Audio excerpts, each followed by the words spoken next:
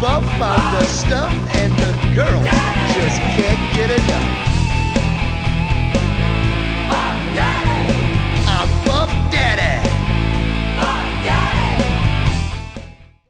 Ladies and gentlemen, our first time, third returning guest, the one, the only, you know who he is. He's buff. He's the stuff. And the chosen life audience can't get enough. Buff Bagwell. Hey, buddy. Welcome back. What is going on, my brother? It's been too long. It's been too long. You've been busy. You got a lot going on, right? Dude, it's crazy, man. That the crib thing, I really it's done nothing but do great things for me. But at the same time, bro, it has been a real deep deal. I mean, it's to live with 5 different people and get along with everybody and everything. And it's been, to me, it's been kind of fun. But at the same time, I can see to them, it's getting a little, they're getting a little wore out. And to the point of saying things like, we had our second roundtable meeting the other day, and that's a deal that I actually came up with over friends of mine that moved into my house with me after my first divorce, and in 6 months, me and my best friends were at each other's throats. And so I'd come home from the road trips and go, I'd be hearing, well, Mike didn't put the toilet paper back on the toilet paper thing, and Jamie closes the dryer door too hard. We're still asleep. And I mean, just knick-knack, pity-whack, stupid things. And I said, look, dude, here's what we're going to do. I can't hear about this all the time. I can't do it. So what we're going to do is we're going to write down whatever your problems are. And then once a week, we're going to have what's called, I'm going to call it the round table. Okay. That way we're able to get everything out, professionally, adult-like, not like, a bunch of babies that are arguing. And it took a 6.5 month thing that was almost over into a 4-year deal. We all lived together.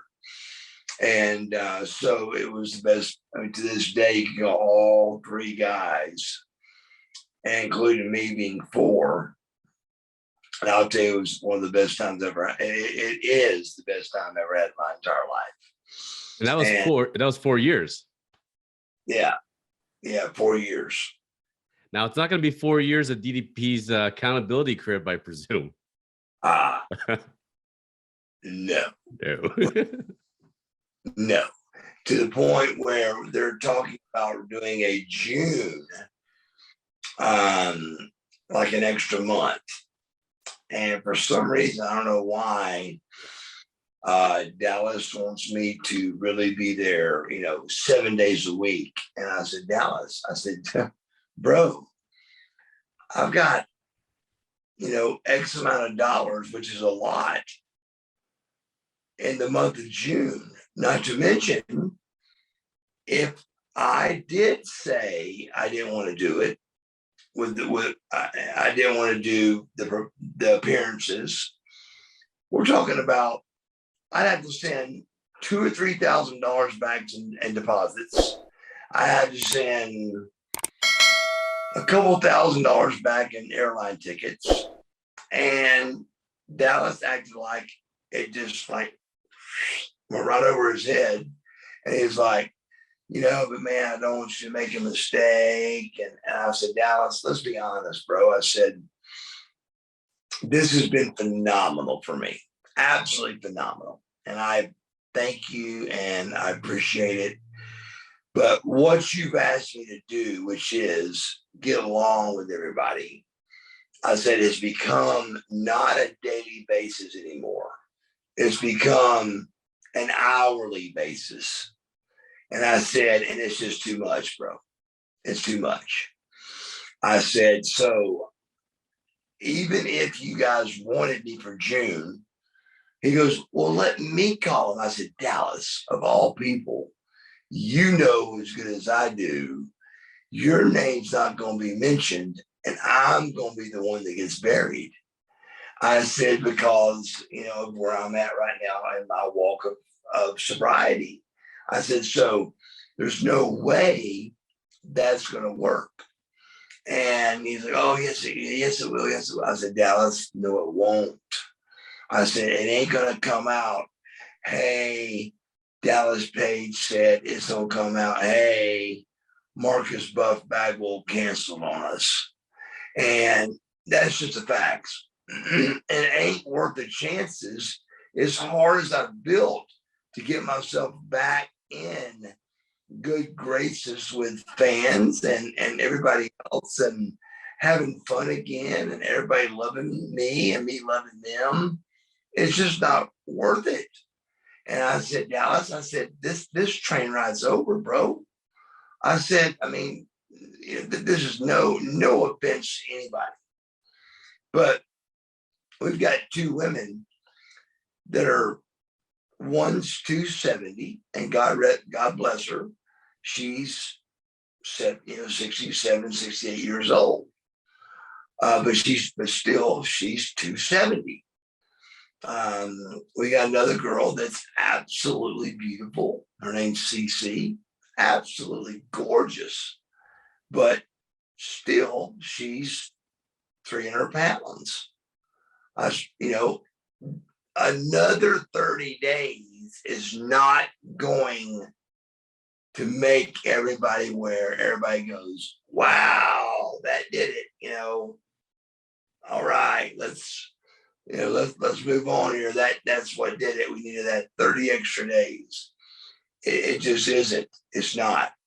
And I hate that for Dallas. I hate it for me being, I don't know why I just can't stay the same. I mean, we've been doing it the whole time. I leave on the weekends to go do my independent shows for money. And then all of a sudden he comes up with, well, you don't really need the money right now. And I go, whoa, bro. Well, what do you mean I don't need the money right now? And so it's been kind of a nice argument that me and Dallas are trying to come up with to make it make sense. But I literally have to work 24/7 to get along with me. And Butterbean are great. Me and CC are great. But with Mildred, she's a little bit rough, and you know me, I ain't gonna put up with it. And as soon as she shoots out and out kind of snappy, I'm gonna come right back with something snappy, and it's gonna be better. And I don't want to do that, but she's leaving me no avenues out of it.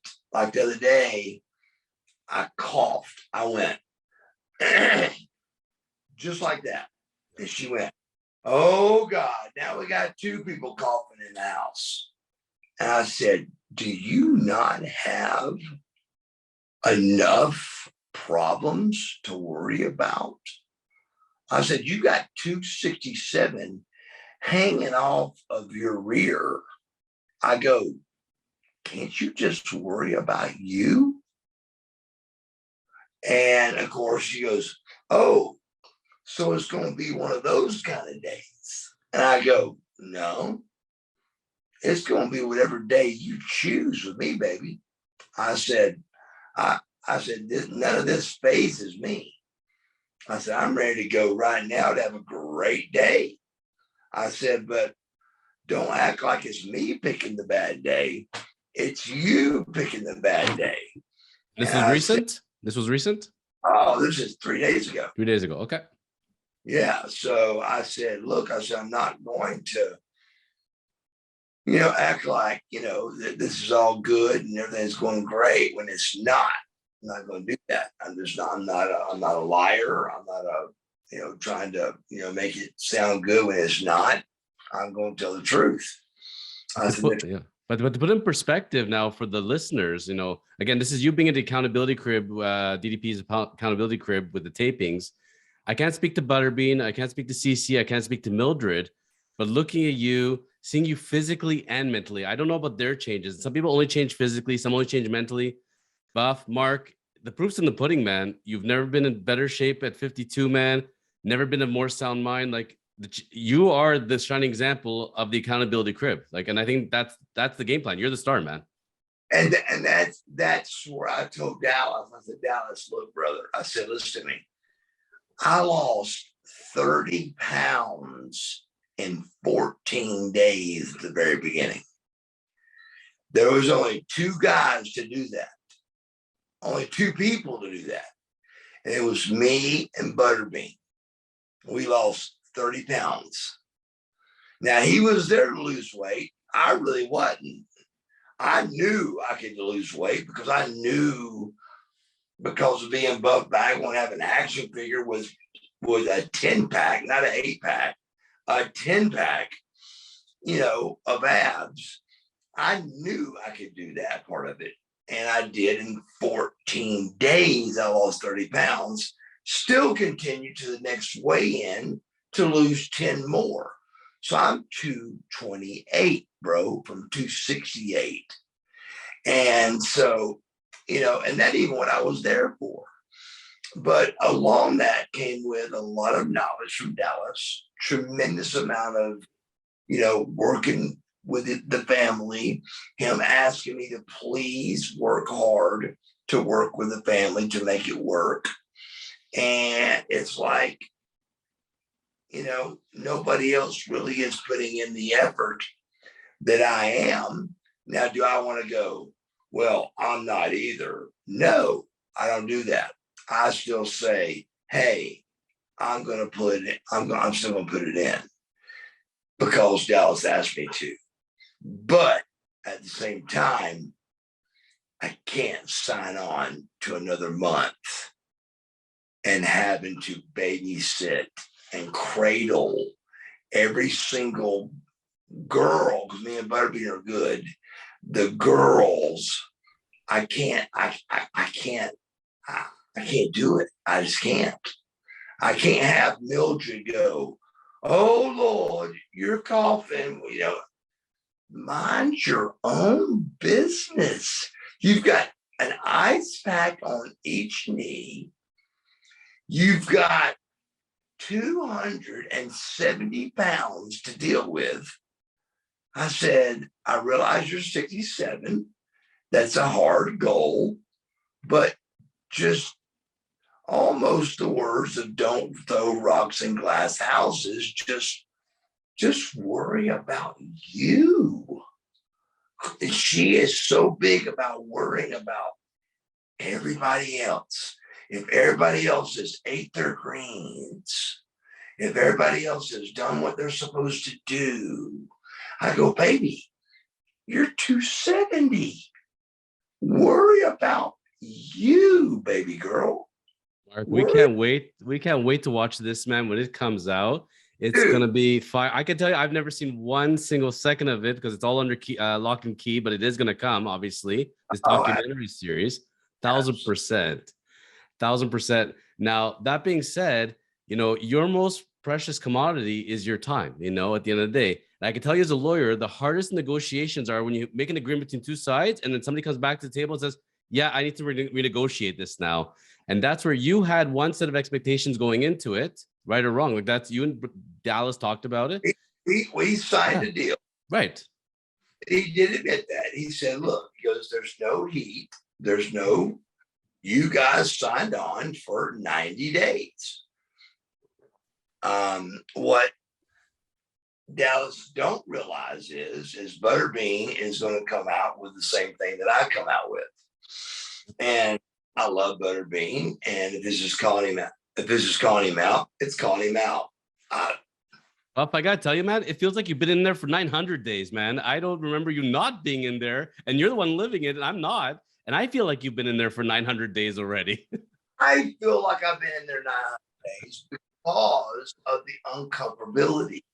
I mean, bro, they keep their house, the accountability crib, on 73 degrees. Yes, everything they say is right, which is stuff like you run hot, you're hot-blooded. Yes, they're right. But still, they can put a small jacket on, a small little thin little jacket of some sort on. I can't peel my skin off. So I told Dallas to his face, I said, bro, I said, this is not only just me trying to make it work with everybody, I'm uncomfortable.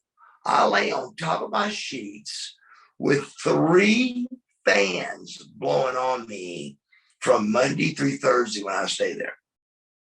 When you have those kind of fans going, I have the same problem as you. I go, so everybody's freezing. I'm boiling. I'm just boiling. They're in parkas. I'm wearing a t-shirt and I can't deal with it. And when you're and try to sleep with 3 fans, like, you know, you need your sleep. It's important. It's very important. And don't get me wrong, with 3 fans and the window open, because it's been cool outside lately down here, but it's summer's right around the corner and June is going to be part of that. So that window thing ain't going to work. And they're constantly complaining about how cold it is. I'm just kind of done with it. I'm just kind of it's just, to be honest with you, Dallas feels like I'm making a mistake by not, letting everybody get totally better with my knee. The problem is I'm not sure that any of the 5 are going to get to where their goals really are. They're not. 270 of Mildred is not going to evaporate in 30 more extra days. 300 with CC is not going to evaporate to 220 in 30 extra days. I mean, it takes time for these kind of things. That's not easy to do. So can I give you my vote?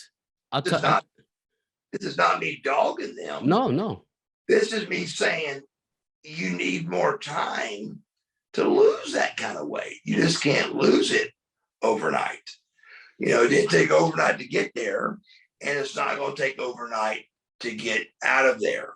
So I think I'm seeing and feeling that Dallas is really trying to have a great product at the end of the extra 30 days.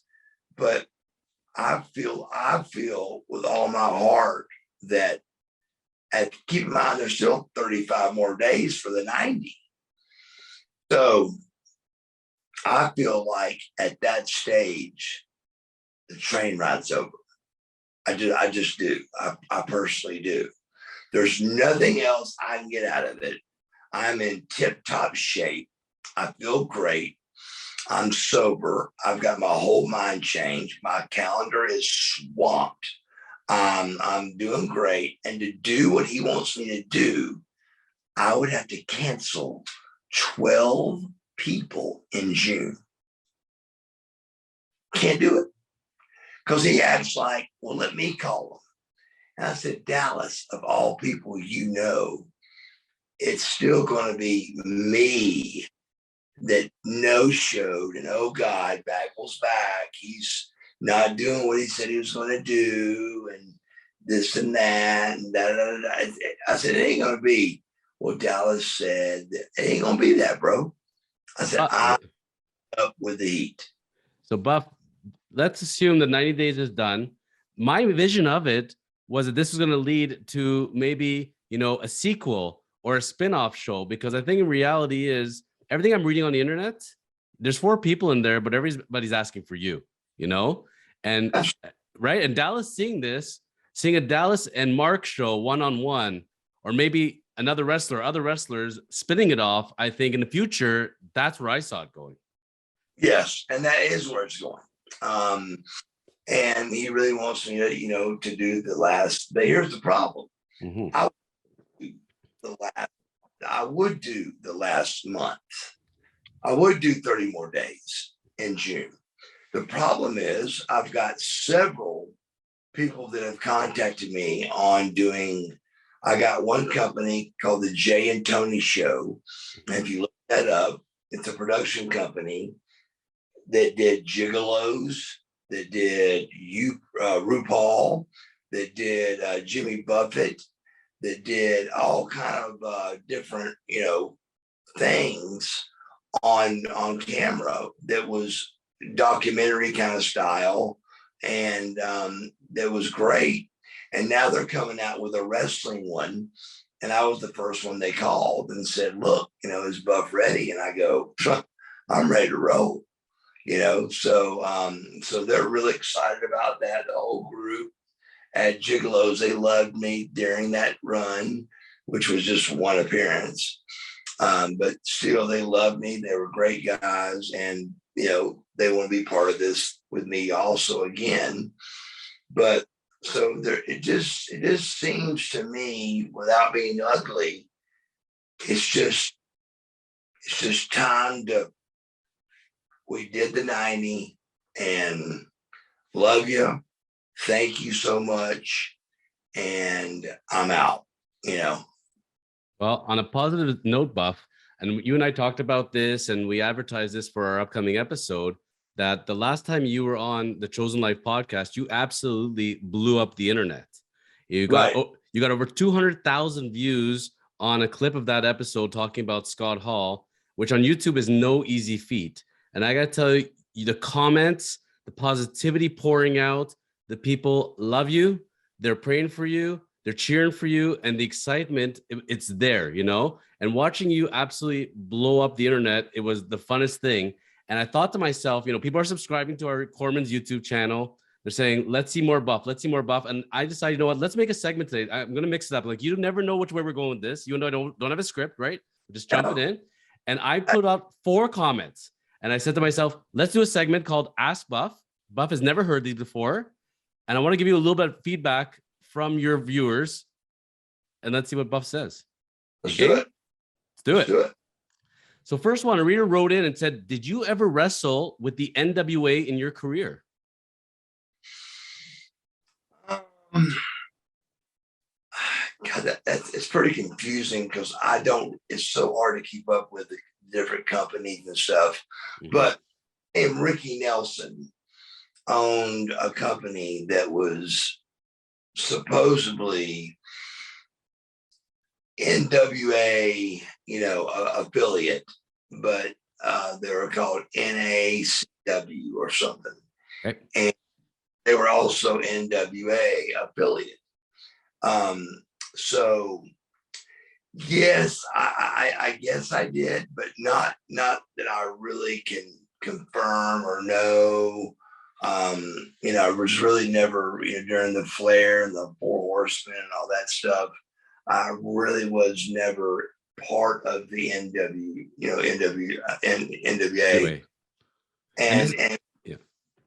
And so I actually, I was part of the NWO and part of all of that, which was WCW. And that's really the part I was involved in. And it was great. And it was a blast. But that was Gordon Soley. And don't get me wrong, I've been on shows that Gordon Soley's announced.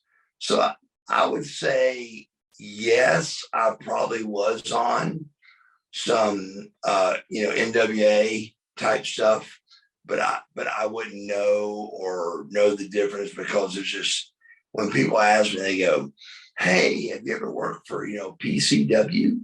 And I'll go, who pays the bills? What matters? And then, so-and-so. And if I recognize his name, I go, yes, I have. It's just very hard to keep up with all of the wrestling federations, right? Very hard to keep up with the wrestling companies. I keep up with who's paying me, who is in charge of, booking me for that show. And anything beyond that's a little too hard to keep up with. So if that was the NWA, though, it definitely was not in the current incarnation of the NWA. When you have the current one with Billy Corgan owning and running it, and what you're seeing on YouTube, that's lifetimes ago what NWA used to be. Right. And have you ever reached out to them? Have they ever reached out to you? The same reader asks. They never have reached out to me, and I'm not trying to be cool or cocky. I haven't had to reach out to them. Other opportunities and other obligations that have came across that keep my calendar swamped. All you got to do is go to marcusbuffbagwell.com. It shows my entire calendar. And with my own podcast of rebuilding Buff, right down to, doing all my appearances and stuff, it's just, full calendar, man. I got a full calendar. So, if they did call up and need something, of course, I would try to, fit it in and make it all, work. But at the same time, it's just not came to that point. Billy Corgan, Nick Aldis, you're watching this, you know where to reach Buff. Let's go to Sue Watson. Sue says, and we talked about this topic on a previous episode, that is a really unusual hat. It's not quite a top hat. Did you make it yourself? Well, you and I did talk about the fact that it is a real top hat. And what I was going to ask you on that one, because you go back to the previous episodes, you'll see how Buff talked about the creation of the top hat, the idea. And how many hats are currently in circulation? And what is the game plan? What is the future of the Buff top hat? To me, the taller, all it was like almost like the picture some show in England where there was a party and guys with canes and top hats, and the top hat was a little taller, and that's kind of what everybody loved on my top hat. But at the same time, when I saw this one, I thought this is more 2000 Buff, and it wasn't so corny, a little corny, a little funny, a little ha-ha. And so that's why I went with this top hat. This is obviously, you can see from the profile, it's a top hat. It's just a little bit more of a shorter version of it's got my, my whole. There's the silhouette. It's exactly the same. It's just a little bit different of a cooler, I think, 2000 type, time to change up top hat. I gotta agree with you, man. I did do the research. We talked about it. I told you in Toronto, Ontario, Canada, I located a red velvet version of it, and it is not the official one. It's not the one you wore. It was a replica. And I did the research. You appeared at that store when they had their grand opening called Heroes, and you gave them as a gift one of your top hats, a replica of it, and they would not sell it to me for any price. Dude, he bought, before I left there, he had bought everything off of me. He had bought my boots. He had bought my tights. I barely had anything in my luggage except a piece of luggage I didn't want to carry around when I checked it. It was just hardly anything was in it at all, because he took everything out of it, from my boots to my tights to everything. And so he was just a real big memorabilia guy, and had a great store. He had a live alligator. That's right. Good memory. Good memory. They have their own little zoo in there. Yeah, my memory, how good it is. You're very good at this. Damn, that's a few years ago, folks. This is not yesterday. It's beyond few. This is more like 8 or 9, 10. I think more. I think maybe like 15 plus at this point. So I'm saying, I want people to know it ain't a few. It's a good bit. But still, it was a great thing. We had a great time. The Anvil was I think he's dead now, right? I believe so, yes. Yeah, so the Amble was alive. He was there at the show. There was several guys there that I think a few of them are now passed. But it was a gigantic show. I mean, they had the Knight Rider car, they had the original Dukes of Hazzard car, they had the original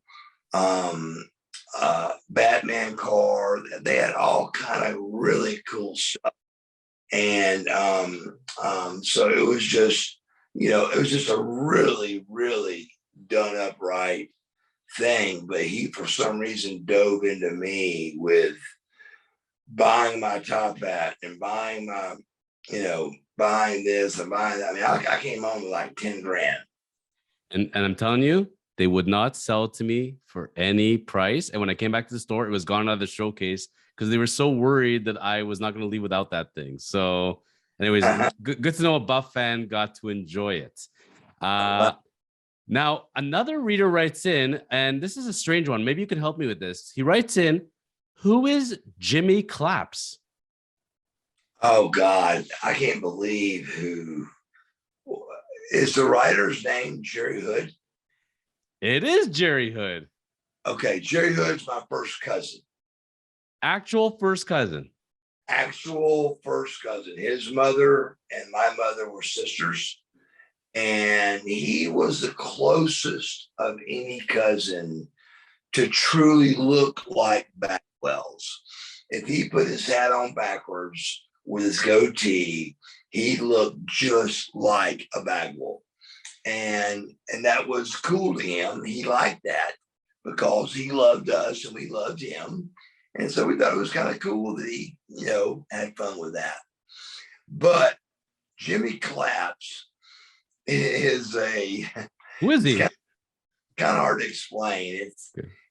It's a fan that is he's a little bit too cool. But he knows it. He's a little too cool, but knows it. And the handshake is this. It's from this angle. It's this. So when you would go, you go, "What's up, Jimmy Claps?" And I had several nitros, if you watched it, where I would come out and go, "What's up, Jimmy Claps?" Because my buddy, my cousin, would ask me if I would do it. And because the guy they call Jimmy Claps, I don't know his real name, but he lives in Florida. He lives in Alabama. Like, let's see, what was the name of that city? Gadsden. He lives like close to Gadsden. And my cousin would call me and go, can you throw a Jimmy Claps sign out tonight for your match, And I'd go out, of course, I'd go out and go, "What's up, Jimmy Claps?" And everybody was like, "Who the hell's Jimmy Claps?" But it was just really cool guy that was a big fan of mine. And I liked him too. And I always was there for my cousin and did what he asked me to do, of course. And just, we had a lot of fun. I figured you're doing the too sweet type symbol there, of like the outsiders. It's a variation of it. It is. That's the view of it. Like that's Jimmy Claps. That's Jimmy Claps, like Logan. So like, "What's up, Jimmy Claps?" And so I did it for him, and it was made everybody go like, "What does that mean?" So of course, anytime you throw something out there that nobody knows what it is, it gets entertained. Big clap. I can tell you, I'm talking to this Jerry Hood, and I'm like, "Who are you, really?" And he sends me a picture, and I see the two of you side by side with your smiles. Wow! Oh boy! I know. He wow! Was the only cousin, yes, that came out that looked like a Bagwell. He looks like a Bagwell. He really does. And if you got rid of your hair and you put on a few pounds, I think you'd be Jerry. That's what I'm saying. I mean, and vice versa. If he lost a few and puts his hat on backwards or a top hat, he's Marcus. He's Marcus. And so we're very tight. I love him to death. He's a great, great friend and my first cousin. His mother and my mother are sisters, and my mother's gone now, but his mother is still there. And but they looked almost identical. The two sisters did, and they had like 5 sisters and 1 brother, something like that, 4 or 5. And so so it became pretty cool, and he loved being part of it. And so I added him into my wrestling world and let him have fun along with me. That's so great that you guys are so tight. And you're still tight to this day? Oh yeah, we just talked just the other day, just about 2 weeks ago. Love it. Now, Jerry and I were talking, and it turns out you and I have a bit of a connection because we love a certain type of automobile. Turns out you and your 2 brothers apparently love Corvettes. True or false? But it's not really my brothers. Okay. It's my uncle owned 55 Corvettes.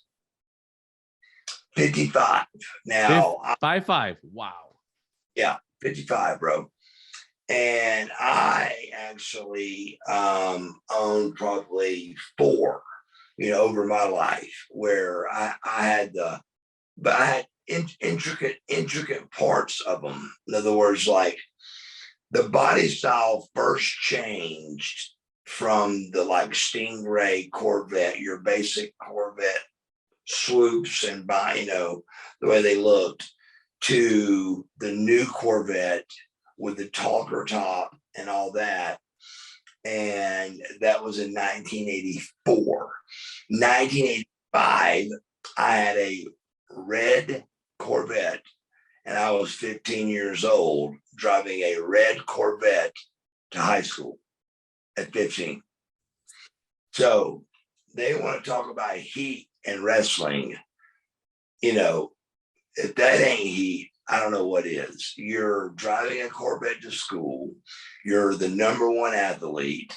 You're a fairly good-looking guy, regardless whether you want to say good-looking, great-looking, fairly good-looking. I'm saying fairly good-looking guy, and super athlete, and you're driving a Corvette too. I mean, if that ain't heat, what is? And that's heat. And all the kids would line up, because I was always late. They would line up in the windows and see me pull up in the Corvette, and waiting to see, Marcus Bagwell pull up in the Corvette. So, the deal with my podcast and my story is I've got 2 stories. I've got a great childhood story that is off the chain, that is unbelievable, from great rich family to me shooting my father, all the way to, after that run was over, then I get into pro wrestling. So, and pro wrestling has its own crazy stories, and crazy life. So I really had 2 things to talk about on my podcast that were true and really deep and really cool. So, that's how that all came about. And I definitely tell everybody listening right now, make sure on Instagram, every social media, you go to Buff Bagwell's sites and you click on Rebuilding Buff to watch on YouTube. Every content this man puts out, the stories are endless and amazing. I can tell you, every time we speak, I have a list of items. I could go on for 7 hours for the things I want to talk to you about, and it still would not hit off. No way. Last question, and this one as well. You love Jimmy Claps. Let's hear this one. Harold Denton wrote in. Name sounds familiar? No, that one don't. Okay, well, my buddy Jim Byers grew up with Marcus Bagwell. Jim Byers? Jim Byers rings a bell, but I still don't. Okay. I don't have a clarity of his face. Okay, one year in the early 2000s, Buff was at the Richmond Raceway for a cook-off meeting, wrestling fans and signing autographs. I walk up to him with my buddy Jim Byers on the phone. I didn't believe that Jim grew up in Marietta, Georgia, and had lifted weights with Buff in his older teenage years. So I'm buzzing around, drinking, having a good time. I chat on the phone with Jim and tell him about Buff making the guest appearance. I walk up to Buff, ask him if he knows Jim Byers. You pick up the phone and you talk to Jim Byers on the phone, apparently. Right. And is it teenage years weightlifting with Jim Byers?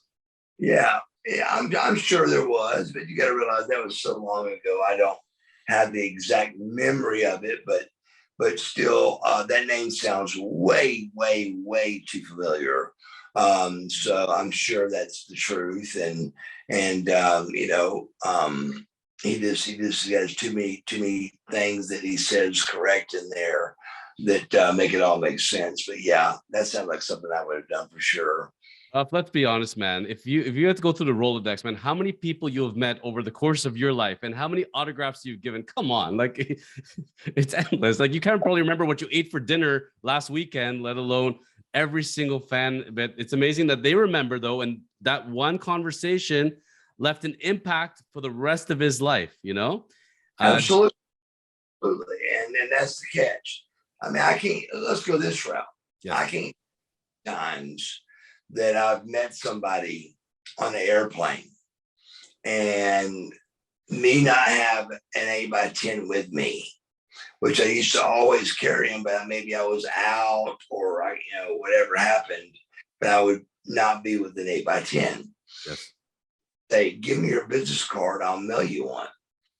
And I'd write on the back what name they wanted and all that. Yes. And I knew they walked away from that conversation going, this guy's not going to send me anything. And I'm talking about, without exaggeration, 800 to 1,000 people that went to their mailboxes, opened it up, and saw an envelope in there. And it was Buff Bagwell that sent the picture. And they were like, oh my God, he did it, So I just found it huge for somebody to ask for my autograph and me not come through with it. Pure class, buddy. Pure class. On the theme of pure class, switching gears now, a good friend of yours, Big Poppa Pump, recently got inducted into the Hall of Fame. You and I talked about it. Fantastic. Did you speak to him since the induction?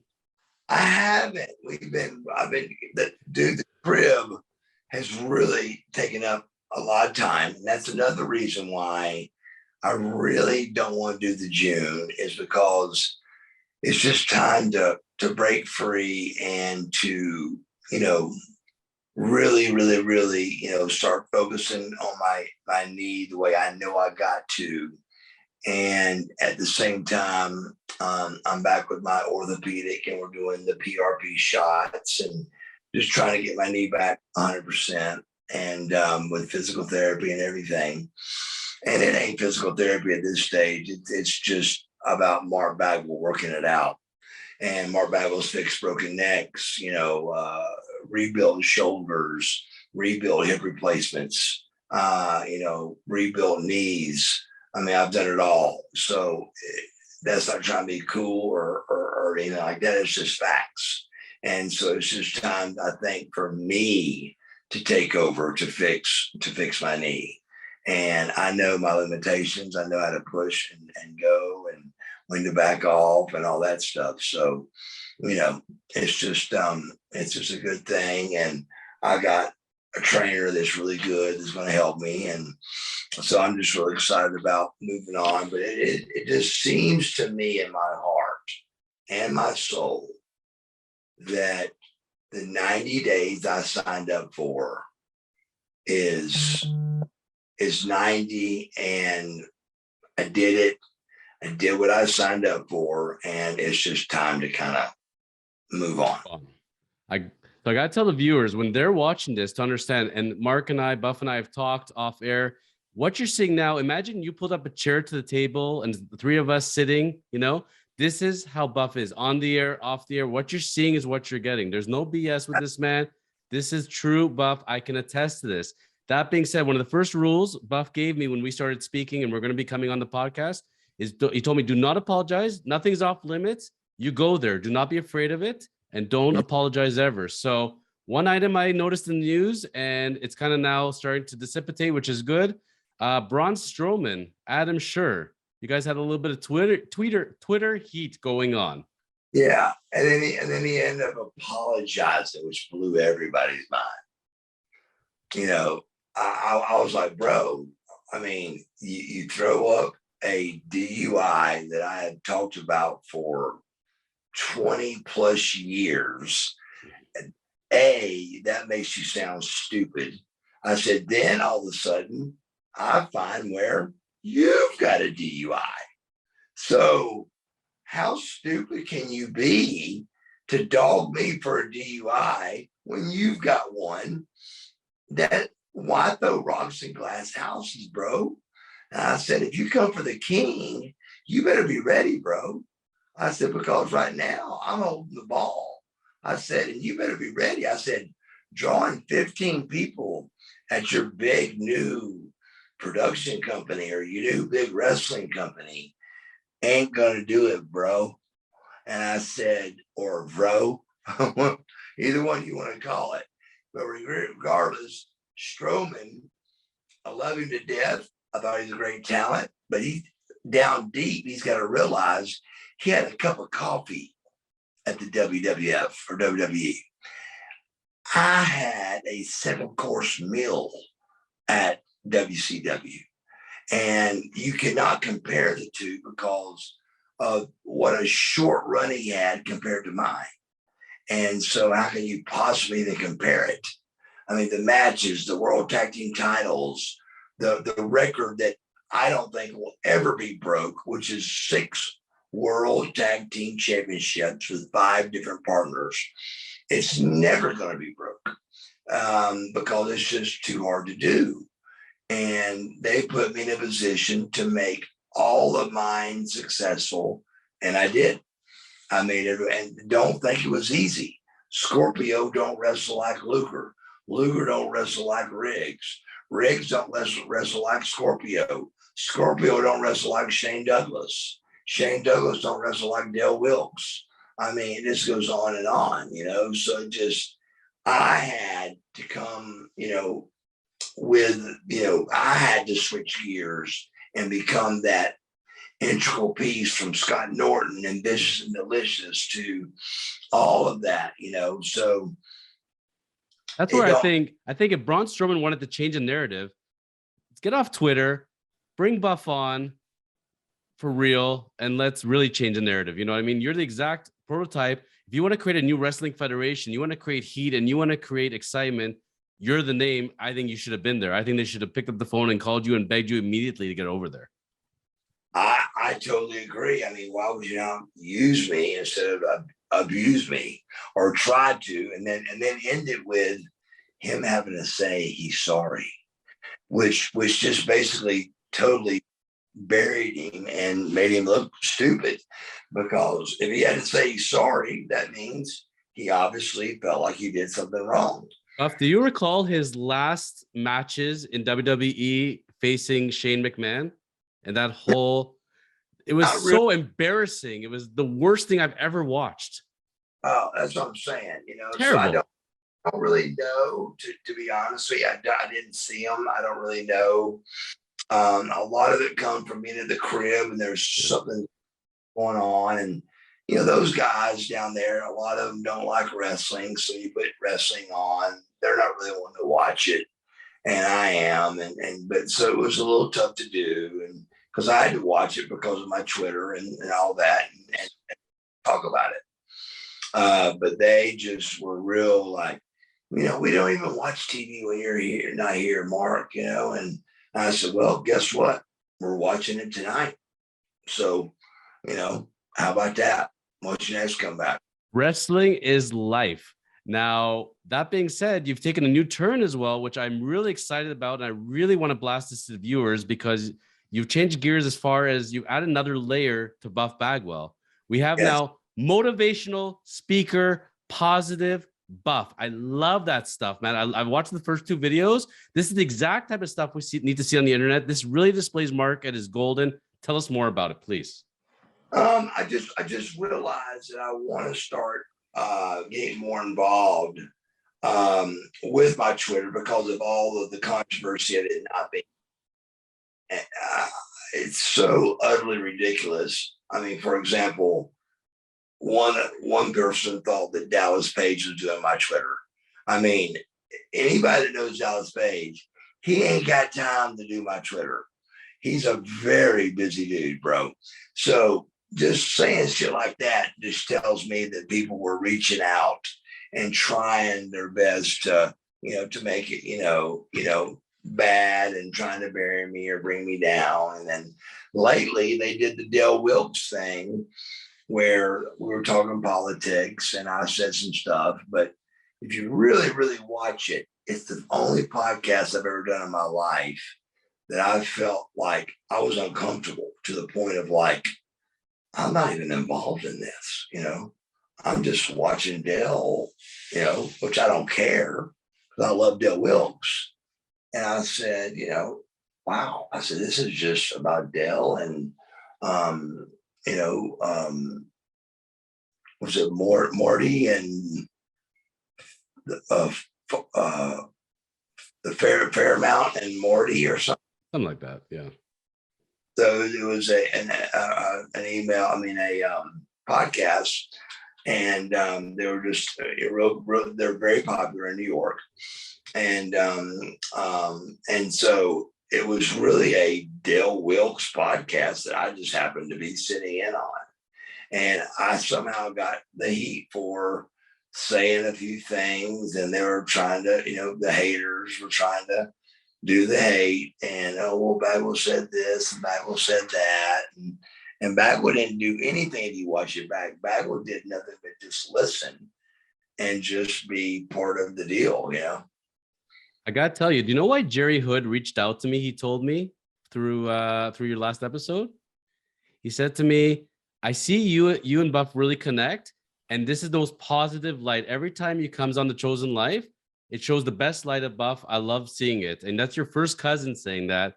And I got to tell you, from all the comments since you've been on, my friend, your friends are clamoring for you. And we only want to see positivity for you, man. You're like on a great track right now. And we're still really excited for where 2022 comes. Yeah. And I think that's what I really do think. And I thank the fans and everyone so much for giving me that opportunity to show that I could do what I said I was going to do. And keep in mind, this came from the WWE not giving me a place to go to rehab. So I just said, you know what? I can do this myself. I'm strong enough and I can do this myself. So we came up with Rebuilding Buff on our own podcast. And then right after that is when Dallas Page came up with Change or Die. And we were like, all right, this is perfect, man. All right. So we hopped on that show and it's turned out to be fantastic. And we're just all excited about that. And just really excited about it coming out, I got to tell you, when it does come out, you think right now your phone's exploding as it is, I can see it. You're going to have to get a team of people to answer your phone because you're going to be so busy. I know. Guys, give me the limit. I'm so excited for you, honestly. I'm excited too, but and that is the only reason that I even kind of think trying to do the fourth month in June with Dallas, but it's going to be, I think it's going to be hurtful if I do it because A, I got to cancel 12 people. B, I got to come out of my pocket with $2 or $3 grand to pay back airline tickets and also deposits. And at the same time, I'm no showing these cats, so it just isn't the best thing to do at the best time. And I hate it for Dally because he's a great friend of mine, but I just really believe with 35 more days involved for the 90, I just think that train ride's going to be over. I mean, nobody's going to be really fully reach their, goal, and they're not going to reach it with 30 extra days. Like Arthur, one of his biggest guys, he had to go over, to put over his, DDPY structure. That was 8 months, bro. This has been 3 months, and now it's going to be a fourth. That's even if it goes to fourth, that's half the time. So, I don't quite know what he was thinking. I don't know if he thought we could get down that quick. I mean, me and Butterbean did, but that don't mean it negatively that they didn't. It just means everybody's different. I mean, it's genetics are different, and it's a tough world to lose 30 pounds in 14 days. And me and Butterbean both did. The very first weigh-in we did was 14 days, and we lost 30 pounds. I can tell you, my struggles, or in at one point in my life, I lost 40 pounds in about 6 months, and I can tell you that was considered quick, and it was a hard process, and it's an even harder process to keep it off and make that commitment. Oh, that's all.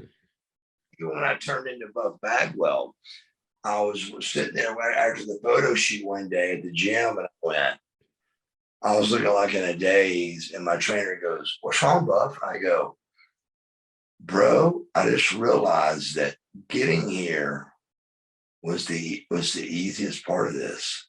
I go, "Staying here is going to be the tough part."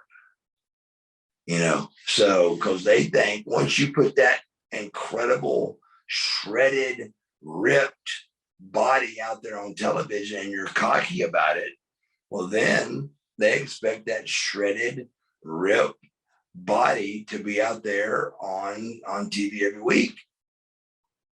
And that's where I want to remind all the listeners and viewers right now, when you read a headline of some publication, don't automatically jump to any conclusions. Even when you read the article, this is part of the reason of having the Chosen Life podcast. You see, Buff has lived his life. He is living his life.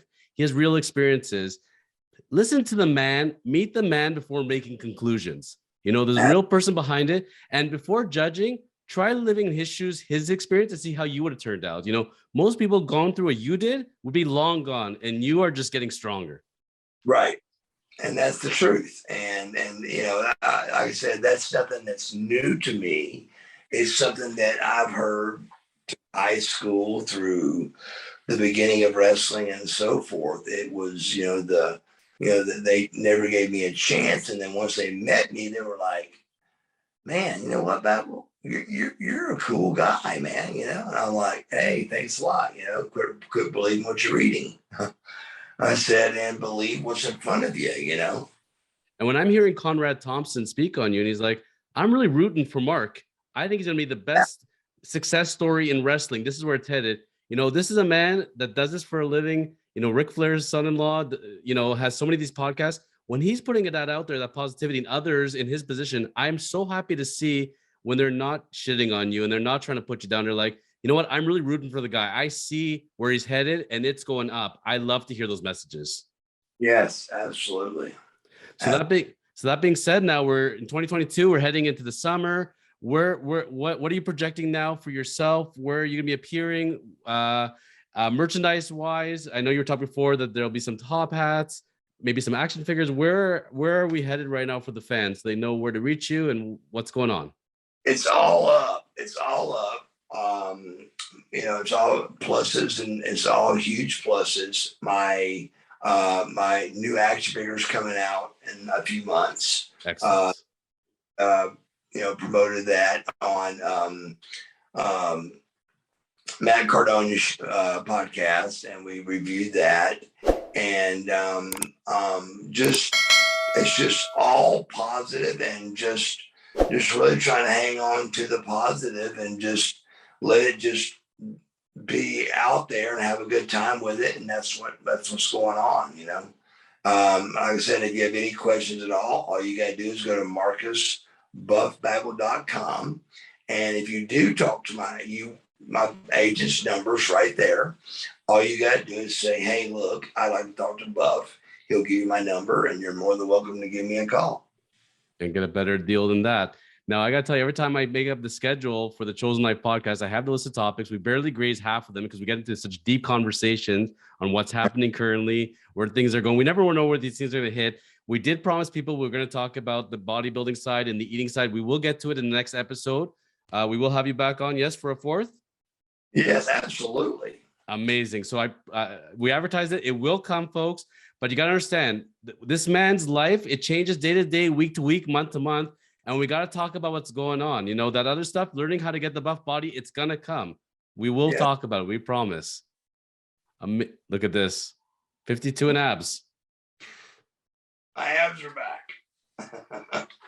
Not to mention my pecs have always been there, but still, everything's really good, man. 268 to 228. Amazing. Amazing. We're all proud of you, man. Your fans love you. They're all sending the positivity. They're all behind you. This is amazing. The success story, buddy. This since the moments I met you and where we've headed the last few months, buddy, like I told you, you're in the best shape I've ever seen you, and sound mind and fantastic, man. We're rooting for you. Hey, bro, you're the best. You've always been one of my biggest, supports, and just really appreciate, your time and energy and really diving into my life and showing the best side of me, which is the true side. And that's what makes it great. And I really appreciate your time, energy, and your love. 1000%. Unfortunately, our timing didn't work out as far as when I was down in Miami, because I'm going through Georgia. You're in Dallas for WrestleMania, WrestleCon. And then when I'm heading back, you're going to Kentucky.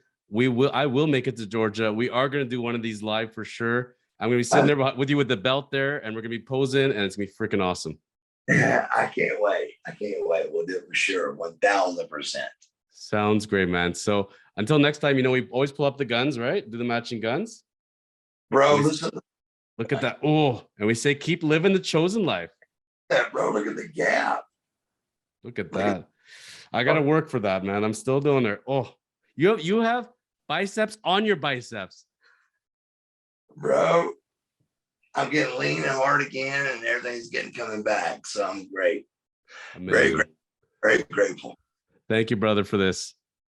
Hey, me too, brother. You have a great day, brother, and I appreciate it. And like I said, I'm getting ready to do my inspirational speech of the day, and I got something I'm going to talk about that's big, and I'm doing that in the next 10 minutes or so on Twitter. We look forward to hearing it. Thank you as always, Buff. Hey, bro. Love you. Love you. Peace. Peace. Talk soon.